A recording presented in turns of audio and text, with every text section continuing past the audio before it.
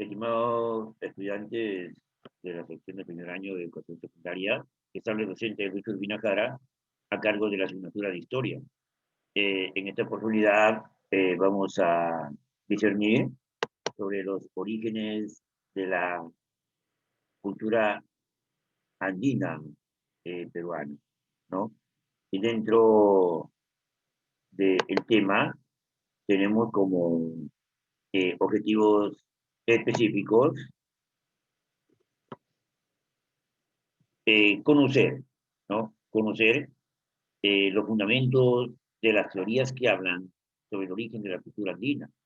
Asimismo, también valorar la importancia de los primeros hombres para transformar su medio de vida en el cual vivieron. Bien, hablemos entonces de los orígenes de la cultura y la civilización antigua. Y aquí los pueblos, a lo largo de su desarrollo económico, social y político, se enfrentan a un medio geográfico al que llegan a conocer y transformar para regular y planificar el crecimiento de las plantas y los animales. Además, elaboran instrumentos de producción, confeccionan sus vestimentas y equipos de transporte. La vida en comunidad y luego la división social determina la formación de un aparato jurídico, en este caso el Estado, con sanciones, dogmas religiosos, símbolos mitológicos y arte, etcétera, que reflejan el poder de algunos sectores sociales.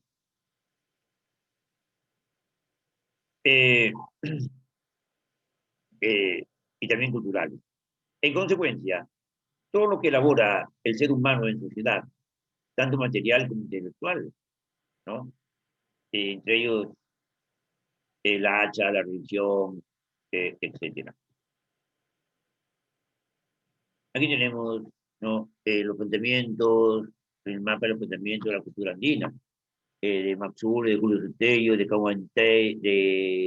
Camandoy y de Luis Guillermo Lumbrera, ¿no? Ahí están todos sus planteamientos.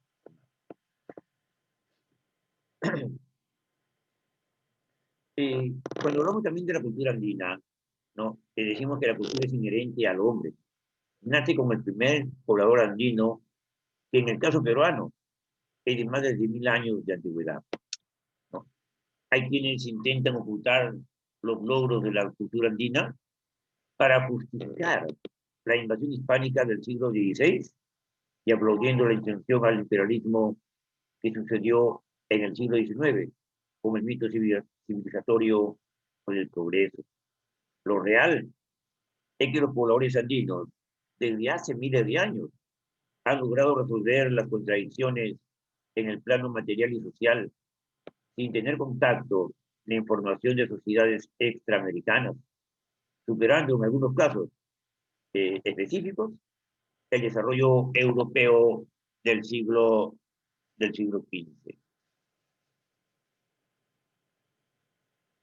Asimismo, los logros materiales científicos y artísticos que fueron mal valorados, descuidados, destruidos y hasta vilipendiados por efecto de la agresión externa ejercida por el invasor europeo y sus colaboradores nacionales que han gobernado eh, al país y que han desperdiciado esta experiencia milenaria. Esa es la aclaración y las predicciones al respecto. Pasaremos a analizar las diferentes posiciones que los estudiosos han esgrimido sobre la alta cultura a lo largo de un siglo de polémica. Aquí tenemos un mapa, ¿no? Que habla de los orígenes de la cultura peruana. ¿No? Tenemos las diferentes teorías. La teoría emigracionista de Maxule, tenemos la teoría autoctonista de Julio César Tello Rojas, tenemos la teoría allochtonista de Perú Kauman, y tenemos la teoría holocronista, ¿no? De Guillermo Contreras. ¿no? Y la amazónica de Donald Blanca. Veamos lo que es la hipótesis sobre la teoría inmigracionista. Aquí, a fines del siglo XIX, los historiadores europeos ensalzaban su propia historia por los prejuicios de su autoridad. Creyeron ser herederos de los griegos y romanos, enfrentándose al mundo como países civilizadores. Y en este contexto apareció la escuela del particularismo histórico que plantea que a cada grupo humano es una isla sin conexión, ni así las leyes generales que rigen la historia. De esto al disfuncionismo hay un solo paso. Este ve como creador a un determinado pueblo. Los demás adquieren cultura por aprendizaje, por absorción. Por ello, llegan capacidad creadora y hasta transformadora. Vemos lo que es la hipótesis inmigracionista. Aquí, un lingüista alemán, Max Uhle, llegó al Perú en esa época. Trajo el método estratigráfico en sus maletas y el difusionismo en su mente. Realizó estudios y excavaciones básicamente en la costa. Estudió las pirámides de Trujillo y de Ica, a lo que llamó culturas proto-Chimú y proto-Nazca, respectivamente. Maxule le asignó unos 2000 años de antigüedad al escarbar. Encontró restos de mariscos, moluscos, eh, yoquemondingos, que son restos de cocina y comidas antiguas. Sin información sobre evidencia de la región quechua y selva, Ule creyó encontrar la cuna de la civilización andina en la costa, pero afirmaba que este era producto de la migración de una cultura mayor y más antigua, los mayas, quienes habrían llegado a Sudamérica irradiando su forma de construir, de vestir, de alimentarse y hasta de comunicarse. Sostenían que las palabras Moxeque, Tequetepeque, etcétera, provenían de Mesoamérica. Maxule era un positivista, fundamentalmente inductivista, cuyo planteamiento teórico quedaba en el punto de la constatación. Ule solo hablaba de aquello que encontraba. Encontró la cultura nazca, habló de la cultura nazca, mientras no encontraba otra cosa, solo hablaba de lo conocido empíricamente. Sin embargo, como todo positivista, tenía una concepción teórica. Los positivistas nos narran el cuento de que ellos van al trabajo científico con la mente en blanco. Como ocurre con todo positivista, Max Zule explicaba todo aquello que no era encontrado por él como derivado de algo previamente conocido. De esto, Max Zule da una explicación difusionista. Lo que no hay empíricamente, aquí debe haber venido por otro lado. Eso afirmaba Lumbreras en 1994.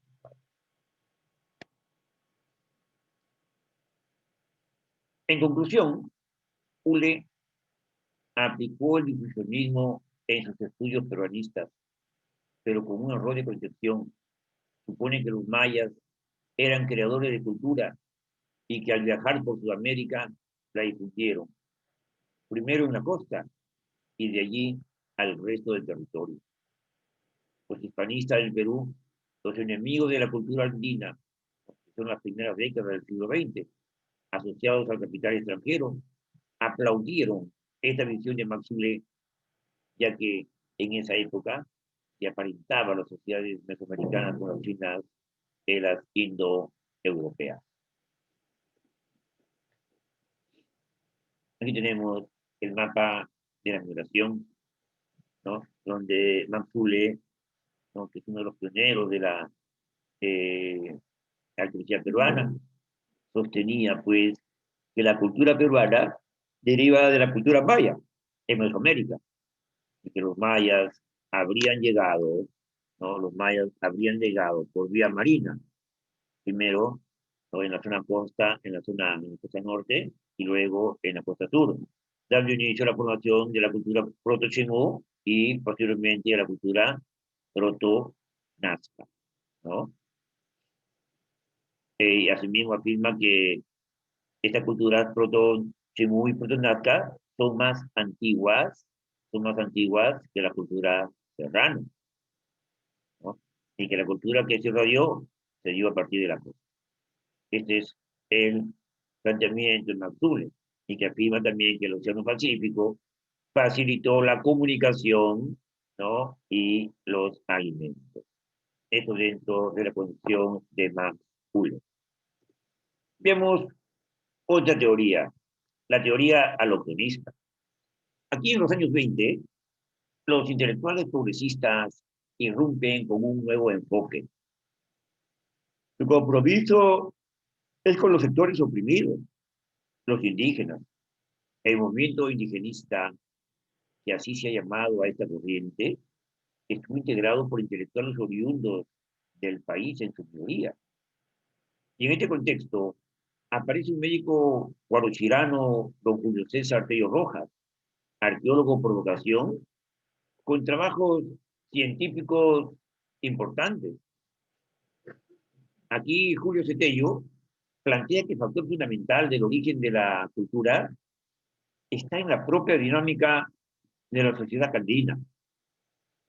Los grupos humanos se han ido cobijando en abrigos naturales, en construcciones rústicas, o han domesticado semillas con experimentos observados a lo largo de muchos siglos para proveerse de alimentos y luchar por su existencia. Julio Sotello rechaza el difusionismo de Max Zule y defiende el evolucionismo de la cultura andina. Asegura que las pirámides costeñas son el producto de un desarrollo autodinámico. Su acucioso análisis de las semillas domesticadas y de los cultivos ricos en diversidad, como el maíz, el payar, la coca, etcétera, sirvió de base para afirmar que la horticultura andina se originó en lugares de tupida vegetación como la selva, donde las condiciones geográficas, la lluvia, la humedad y el suelo facilitaron el trabajo de especialización agrícola. Las afirmaciones de Tello fueron comprobadas al descubrir el templo de Chavín de Huántar, con 3.000 años de antigüedad, cultura más antigua que las estudiadas por Max Zule.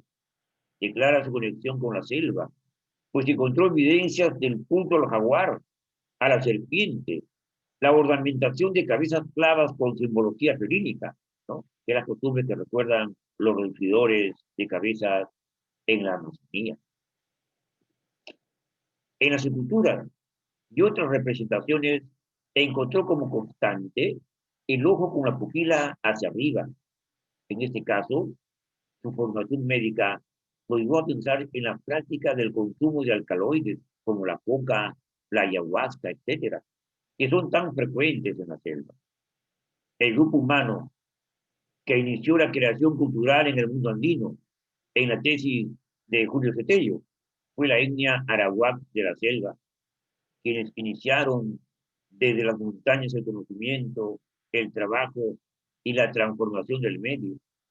Más adelante, Julio César Tello estudió la zona de Cotos y la relacionó con Chavín y con la tumba de Paracas en Cerro Colorado. En los estudios sobre la sociedad de su época, afirmó que el indígena en el siglo XX no era ignorante ni alcohólico por naturaleza, sino por la condición de desposeído. Su problema no era la raza ni su psicología, sino la servidumbre feudal en la que estaba sumido.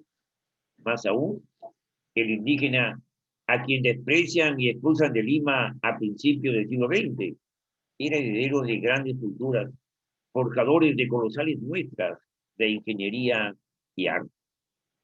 Aquí tenemos a don Julio César Tello Rojas, quien afirma, ¿no?, que el origen de la cultura peruana tendría pues procedencia amazónica, especialmente de la tribu selvática Arawak, ¿no? Eh, y de esa manera, ellos afirman que la cultura peruana es originaria. Y la primera cultura que tuvo fue el Chavín, que es la cultura matriz y que tiene influencia masónica. Y esta cultura irradió pues a partir de la Sierra Norte. Aquí también afirman que se domesticaron llamas, alpacas, ¿no? Por hombres de la sierra y que posteriormente fueron conocidas por los costeños. Esa es la base de la teoría autóctonista de Julio César Tello Rojas.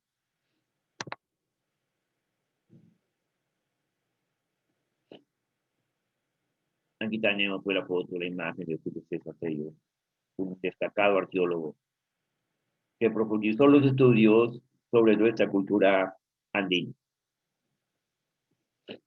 Veamos lo que es la tendencia al otoño. En 1956, Emilio Estrada descubrió las ruinas de una población que se desarrolló hace 5.000 años, a la que llamaron Cultura Valdivia, ubicada en la selva ecuatorial en el actual país de Ecuador.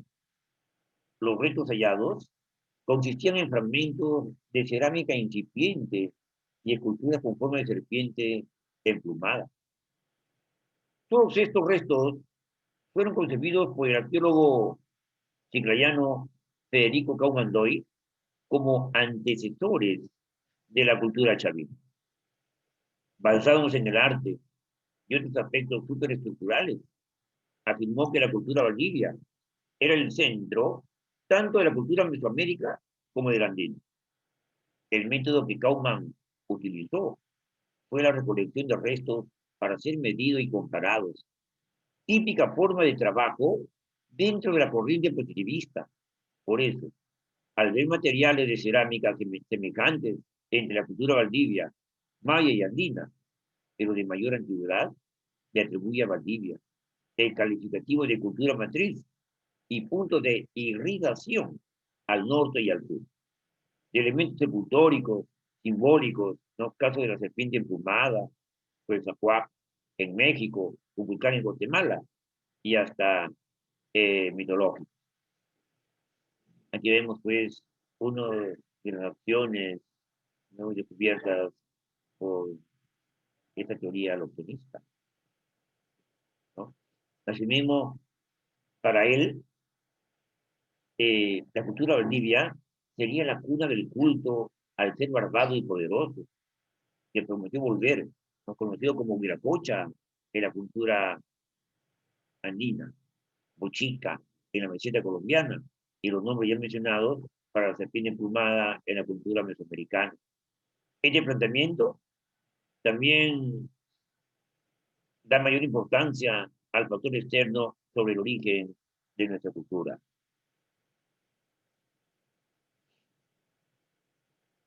Aquí tenemos a Kauman haciendo pues sus trabajos en la selva amazónica.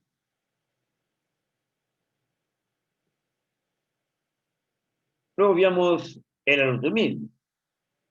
El alotomismo, aunque su nombre suele ser de usufructo reciente, es una vieja concepción de la historia mediante el cual se postula la hipótesis de que en los procesos históricos el factor externo es el más importante.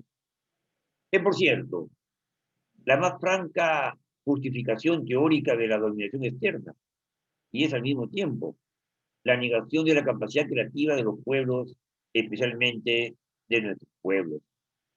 El área andina, en su conjunto, ha sido sometida a 1000 hipótesis aloptenistas, desde los lejanos tiempos de Ben Israel y sus orígenes judíos hasta los recientes orígenes mesoamericanos, chinos, etc. Esto lo afirma eh, Lumbreras en el año 81.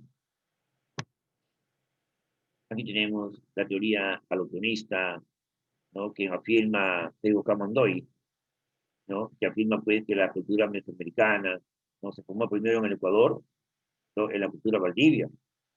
Asimismo pues que en la cultura Valdivia se dio cerámica más antigua de América, con 3.500 años. Y la cultura, y las altas culturas mesoamericanas y peruanas tienen un origen y raíces comunes, y que Chavín no puede ser cultura matriz, es muy evolucionado. Y dentro de las pruebas de Caumán, dice que la primera comunidad humana del Neolítico, que desarrollaron una sociedad agrícola fundada en el país y que disponían pues de cerámica, tejidos y habitual eh, organizado en agrupaciones humanas. Y aquí da pues que la cultura de Valdivia es el centro de formación cultural. Bueno, vayamos entonces a la siguiente clase, a la siguiente teoría, la teoría hologenista. Esta teoría, en la década del 70, 60 y 70, el joven arqueólogo ayacuchano Luis Guillermo Lumbreras renueva los planteamientos de autotomismo de Julio Cesteio. El enfoque de Lumbreras tomaba como base el desarrollo social producto de las contradicciones, tanto de la naturaleza como entre grupos y clases sociales. Además, consideró el evolucionismo y la influencia de la ecología, con las cuales sustentó su planteamiento y con ello revitalizó la tesis de Tello. La alta cultura andina surgió debido a los aportes culturales externos e internos, pero el factor interno es determinante y el factor externo es secundario. Este es una de las teorías más acertadas en la explicación de la génesis de la cultura andina, que consideraba el ocultismo de Tello y también el reflejo de la cultura foránea. ¿No? Aquí habla pues de que cómo se inició la teoría hologenista, habla cómo se inició los primeros pasos del hombre peruano. El hologenismo es para Lumbreras un neoautochtonismo, un autochtonismo renovado.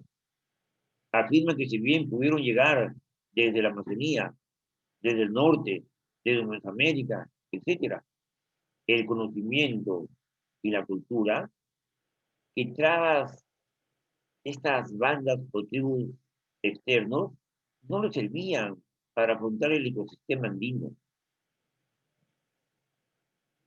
¿no? El idioma que traían sufrió variaciones, la dieta alimenticia se cambió por otra, las necesidades eran nuevas. Esto se llama factores internos. Por tanto, los antiguos peruanos tuvieron que crear soluciones a las nuevas necesidades.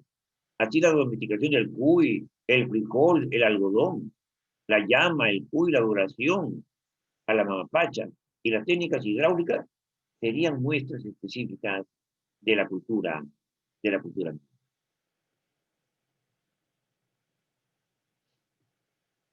Ahí tenemos a Guillermo Lumbreras, pues, arqueólogo de nuestro tiempo, que sigue investigando la cultura peruana.